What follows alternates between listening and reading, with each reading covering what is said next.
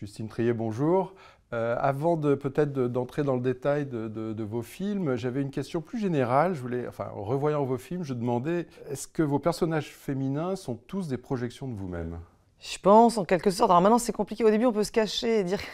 Mais comme les films commencent à quand même creuser une même chose, on commence à voir apparaître ce qui m'obsède et donc ce qui vient sûrement de moi.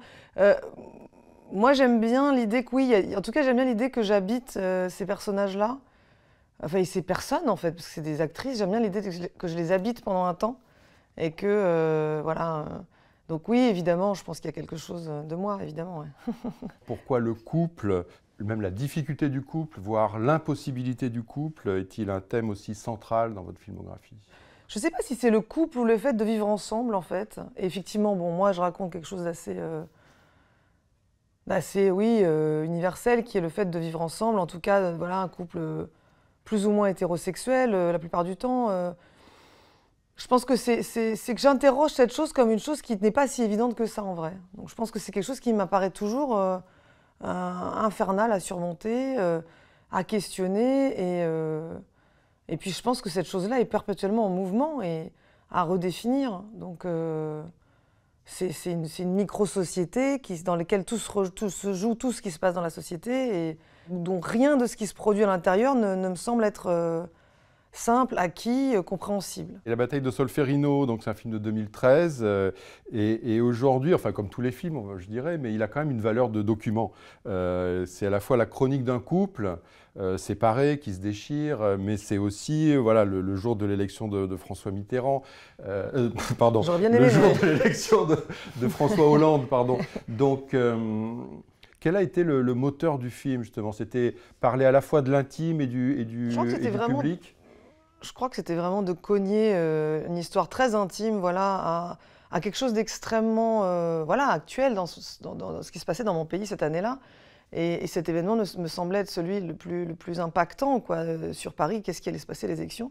Et j'avais envie de cogner ces deux récits et d'essayer de ne pas le faire, alors de ne pas faire entrer la politique de manière théorique, ça c'est quelque chose que je suis incapable de faire, que je trouve passionnant quand d'autres le font, mais moi je peux pas.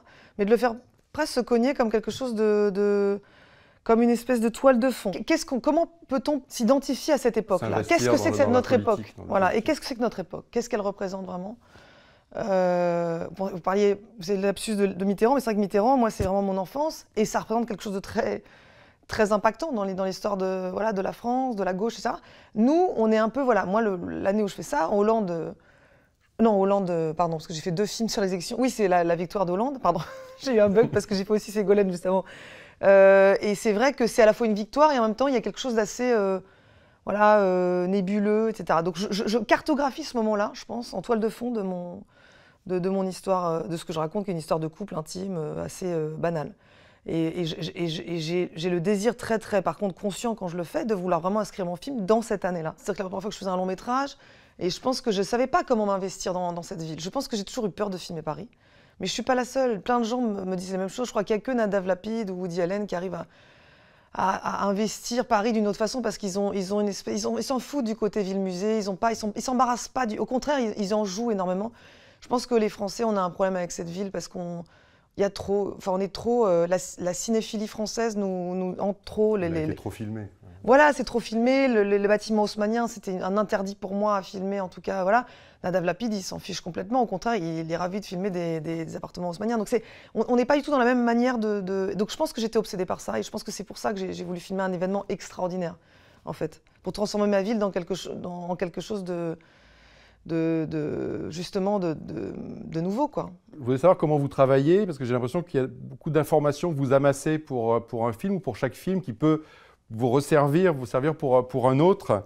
Je pense évidemment entre Victoria et Anatomie d'une chute. Souvent, j'écris très très vite les scènes, excepté pour Anatomie, où j'ai vraiment, pour la première fois, fait un séquencier, mais ce qui pour moi était très compliqué à mettre en place. Normalement, je travaille dans tous les sens, c'est-à-dire que j'amasse des choses, voilà, d'idées, d'images, etc. Et puis après, c'est vraiment très vite, je me jette souvent c'est un personnage féminin, je me jette dedans, je repars, je ressors. C'est des moments vraiment d'immersion totale dans la matière, dans le film. Et des moments où je vais rencontrer des gens, où je leur pose des questions. Et la plupart du temps, je travaille seule, je m'entoure de assez peu de gens, finalement, assez peu de scénaristes. J'ai jamais travaillé avec des scénaristes professionnels. Et j'ai du mal, j'avoue, à laisser les autres écrire les dialogues à ma place. J'aime beaucoup faire ça. En fait, c'est l'endroit où je prends le plus de plaisir, c'est l'écriture des dialogues. Sauf pour Anatomie, où c'était plus compliqué. Mais... Je voulais savoir de quel désir pouvaient naître vos films. Bon, le désir de raconter une histoire, de faire un portrait de femme, mais peut-être aussi le désir de filmer une actrice en particulier, puisque vous avez filmé 2 fois Virginie Efira, 2 fois Sandra Hüller. C'est très agréable d'écrire pour une actrice. C'est pas toujours le moteur premier.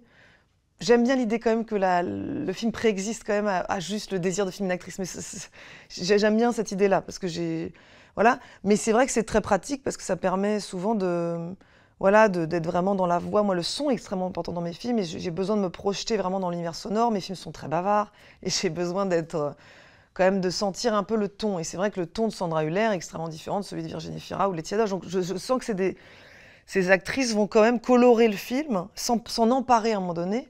Et même si je les habite, et même si à un moment donné je colonise leur cerveau et leur corps, même par moment, j'ai la sensation quand même que c'est une danse à deux, et que c'est quelque chose qui se réécrit à chaque fois avec elle. La deuxième fois qu'on travaille avec quelqu'un, c'est toujours un moment aussi où il n'y a plus de pudeur, on s'embarrasse de moins de choses. Donc c'est toujours le moment, je trouve, où le travail s'approfondit. Ça a été le cas pour les 3 actrices, en tout cas. Les deuxièmes fois que je travaillais avec elles, à chaque fois, il s'est passé un truc où je m'embarrassais plus de rien. Donc c'était plus agréable, c'était plus direct, quoi.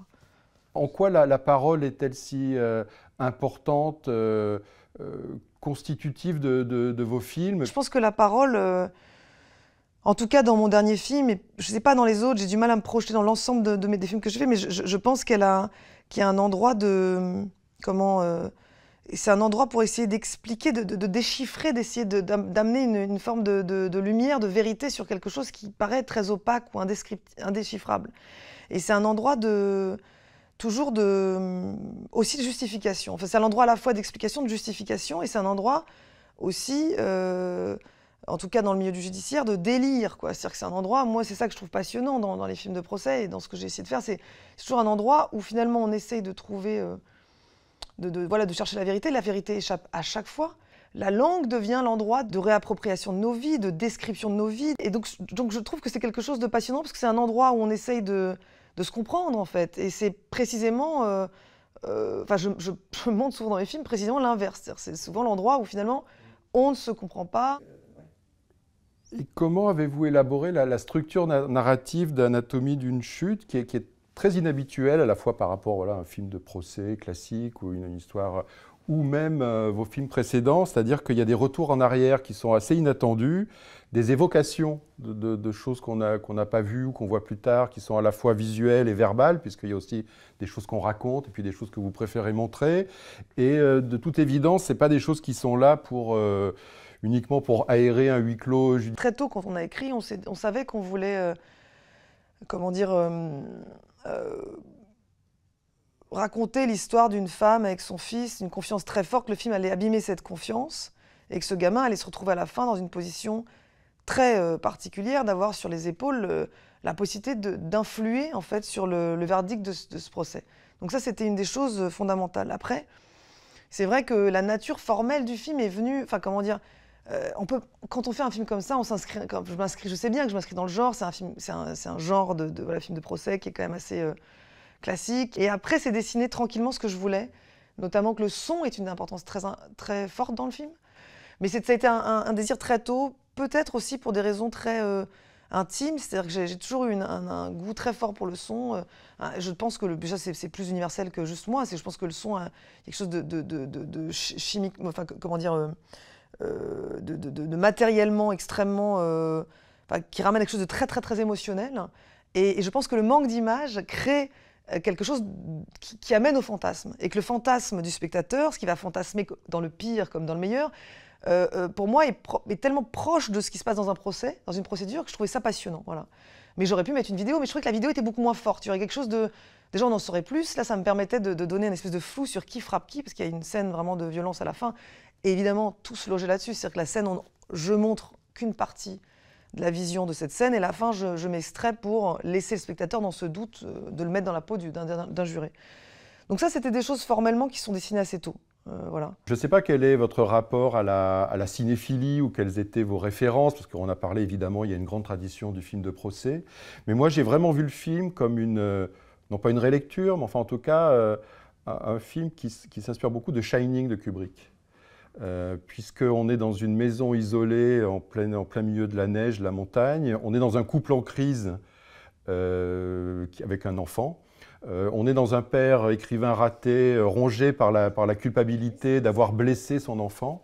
Et cet enfant non-voyant est finalement voyant. Enfin, en tout cas, c'est un enfant non-voyant qui ne voit pas, mais qui devine ou interprète, enfin, qui a une intelligence comme ça supérieure. Et il y a même une allusion directe à Stephen King dans le film, C'est puisque vrai, dans le tout à procès, fait. Ouais. quelqu'un dit « Ah bah oui, mais ça veut dire que Stephen King est un tueur en série parce qu'il a imaginé beaucoup de meurtres. Ouais, » C'est quelque chose alors, enfin, c'est marrant parce que, non mais c'est rigolo que vous parliez de ça, parce que en toute honnêteté, j'ai pas revu Shining dans son entier avant de faire le film. Bon, c'est un film évidemment que je connais et qui me passionnait. J'adore énormément le début de Shining, c'est-à-dire l'arrivée du couple dans la maison, la présentation du chalet, tout. Enfin, je suis très très très fan de toute la... Voilà. Et oui, je pense que j'en avais conscience quand même. Après, c'est vrai que le film, c'est vrai, formellement, s'inspire de beaucoup d'autres films. C'est-à-dire que je pense que The Changeling, par exemple, un film que j'aime énormément, avec cet acteur qui s'appelle George C. Scott, que j'adore, dont je suis amoureuse depuis des années, qui est aussi dans Le Preminger, dans Autopsie d'un meurtre, m'a aussi beaucoup inspiré. Donc effectivement, finalement, aussi une cinéphilie. C'est un film très proche de Shining, Voilà, Shining, sur une maison hantée aussi. Complètement, de maison hantée, donc de tradition comme ça. Et ça, c'est vrai que je pense que le film a été très infusé, a été très inspiré par une tradition de films de maison hantée. C'est vrai que c'est presque un Shining inversé, en fait, avec finalement la femme qui serait vraiment dans le rôle de l'écrivain, en tout cas. Oui, puis, non, mais c'est vrai que oui, parce que le mec, en même temps, oui, le type n'arrive pas à écrire en même temps, c'est vrai, ouais, effectivement. Ça, c'est très rigolo. Ça, c'est une chose inconsciente de ma part, parce que j'ai pas du tout pensé, j'ai pas du tout théorisé ça. C'est rigolo. Ouais. J'ai une dernière question qui peut paraître un peu anecdotique, mais c'est pourquoi les chiens ont-ils autant d'importance dans vos films? Parce que je pense que alors, dans les films, il y a ce qu'on veut raconter, voilà, les gens qu'on a envie de filmer, et puis il y a les choses qui sont comment dire, un désir d'arriver comment dire, à maîtriser quelque chose d'immaîtrisable. Et je pense que les chiens en font partie. J'arrive pas à filmer. C'est très compliqué de filmer un chien, par définition. Et je pense que c'est pas simplement de filmer des chiens, c'est de les filmer à hauteur de chiens. Et de se mettre à leur hauteur. Je pense qu'il y a un film, pour le coup, on parlait de cinéphilie, qui me hante depuis que je l'ai découvert assez tardivement, c'est White Dog de Samuel Fuller, et qui m'a beaucoup inspiré pour ce film. Parce que pour son filmage, quoi. Je me demande, je suis même pas sûre, j'ai revu des bouts, je crois que la Steadicam, je crois qu'il n'y avait pas encore de Steadicam, je crois que c'est vraiment des espèces d'inventions de plans très étranges à ras du sol, passionnants. Et je pense que le chien me permet aussi de regarder des situations assez banales, parce que tout ce que je revisite, ça a déjà été visité par définition. Et c'est aussi une façon de donner une présence plus humaine à l'animal, de l'introduire comme un réel personnage. Alors dans ce film, en plus, c'est très particulier parce que le chien, pour moi, est comme le fantôme du mort de Samuel, et c'est à la fois les yeux de l'enfant, parce que le chien voit, ne peut pas parler, l'enfant peut parler, ne voit pas. Donc il y a une espèce de double comme ça, de personnage à double comme ça avec ce chien. Et ça me passionne à chaque fois parce que c'est aussi toujours une tentative d'essayer de filmer son point de vue, son regard, qui... Pour le coup, est toujours vrai. Le regard d'un chien nous surprend toujours par son... Voilà, le chien peut jouer plus ou moins bien. Je sais que sur Victoria, le chien était vraiment pénible. Il était vraiment catastrophique, ce chien. C'est toujours des choses très amusantes, ça nous remet toujours en question, ça nous ramène à quelque chose d'assez... au ridicule de ce que c'est qu'un tournage. C'est-à-dire à notre position de... Tout ça est quand même très absurde. Et je pense que le regard d'un animal est toujours quelque chose de passionnant à avoir, et je pense que c'est aussi un porte-bonheur, et des fois c'est un enfer, comme ça a pu l'être sur Victoria. Puis sur Victoria, c'était très compliqué, ça nous a fait perdre beaucoup d'argent, les animaux, parce que trop de temps de refaire les scènes. Mais sur ce film, ça a été extraordinaire. Le chien était très... Le seul défaut qu'il avait, c'était un border collier. Et moi, j'avais vu le film de White Dog que j'adorais, et où les plans étaient très lents et très beaux à suivre le derrière de ce chien. Et moi, je voulais faire la même chose, évidemment. Et j'arrive, et ce chien avançait beaucoup trop vite. Donc je dis, mais comment faire pour ce chien? Il me dit, mais je suis désolée, il a trop d'énergie, vous ne pourrez jamais le faire aller lentement. C'est-à-dire que quand il sera trop fatigué, il s'arrêtera. il n'avancera plus. Donc j'ai jamais réussi à faire ces plans, donc j'ai fait des plans très rapides qui sont bien, mais j'étais très déçue. Je m'étais juste dit, voilà, j'ai pris un chien très résistant, mais malheureusement, il ne peut pas, comment on peut dire, déambuler. Déambuler, merci, lentement. Ouais. Bon, désolé, je pourrais m'étendre sur les chiens, on va arrêter sur Merci l'aspect beaucoup, canin. merci beaucoup, Justine Triet. Merci à vous, merci.